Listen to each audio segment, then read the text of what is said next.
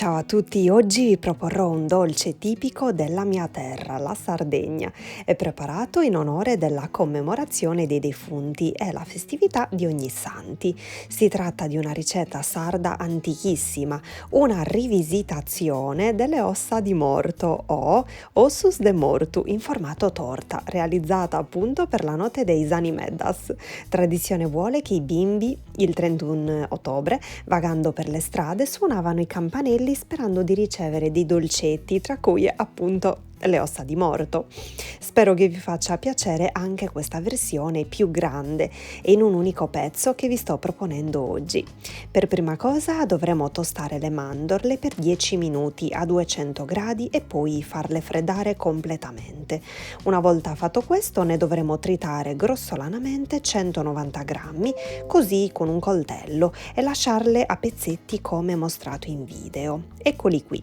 Le mettiamo da una parte e ora prendiamo le restanti mandorle, per cui 100 grammi, sempre precedentemente tostate, fatte freddare, e le dovremo tritare un po' più finemente assieme a 70 grammi di zucchero all'interno di un robot da cucina. Io utilizzo il Bimby, però voi potrete utilizzare un qualsiasi tritatutto.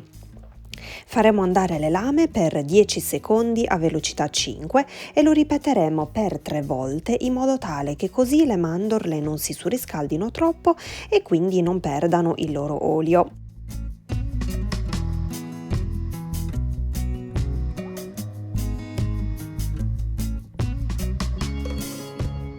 Trasferiamo il tutto all'interno di una ciotola dove abbiamo già versato le mandorle tritate grossolanamente, diamo una leggera mescolata e ora aggiungiamo mezzo cucchiaino di cannella in polvere. Io ne metto mezzo cucchiaino scarso, ma se a voi dovesse piacere il gusto molto forte di questa spezia, allora potreste raddoppiare tranquillamente le dosi e quindi metterne un cucchiaino intero. Poi la scorza di un limone biologico grattugiata, mescoliamo e mettiamo da una parte.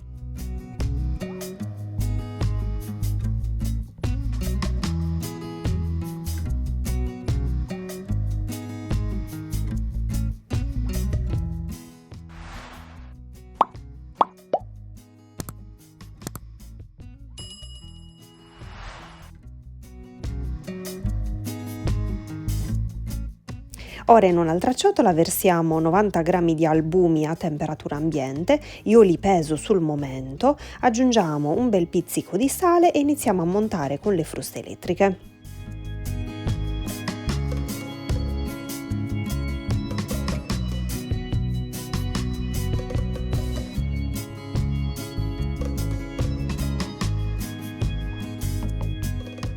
Quando si sarà formata una leggera schiuma, aggiungiamo sempre con le fruste in movimento e piano piano i restanti 70 g di zucchero e continuiamo a montare a neve fermissima.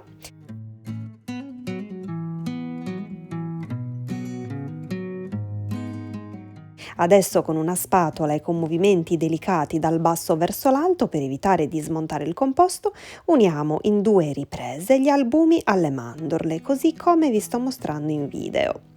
Accendiamo nel frattempo il forno a 165 gradi e lo facciamo preriscaldare. Foderiamo la placca del forno con un foglio di carta da forno e ci versiamo sopra tutto il composto. Con l'aiuto di una spatola sistemiamo e livelliamo il tutto creando appunto una forma rotonda, la forma di una torta. Lo spessore dovrà essere di circa 2 cm.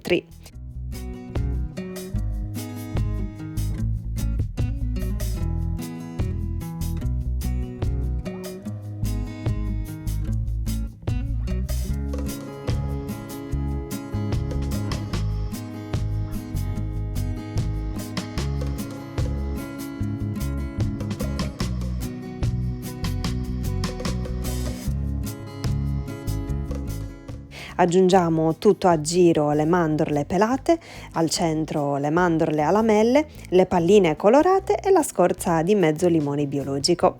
Questa è una decorazione scelta a piacere e sul momento, ma voi volendo potreste anche infornare la torta del morto, ma sì, chiamiamola così anche in questo modo, e poi una volta cotta e fredda glassarla con la glassa bianca semplice fatta con dello zucchero a velo e pochissima acqua, a voi la scelta. Inforneremo a 165 gradi per 25 minuti circa.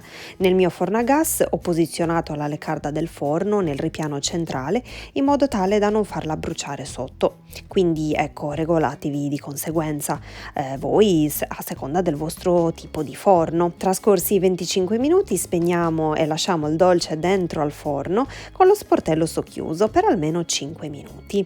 Ed eccola prontissima, elegante, vero? E anche super buona. Decorata così è più graziosa e appetibile. E guardate quanto è morbida, si scioglie in bocca. Perfetta per il dolcetto o scherzetto. Anzi, così come si dice da noi in sardo, seus benius pois animeddas. Siamo venuti per le anime. Spero tanto che proverete questo dolcetto perché è davvero la fine del mondo. È troppo buono, leggero e dal gusto delicato, oltre ad essere senza lievito. Spero tanto che questa ricetta vi sia piaciuta e vi mando un abbraccio forte forte. Ci rivediamo ai prossimi video. Ciao!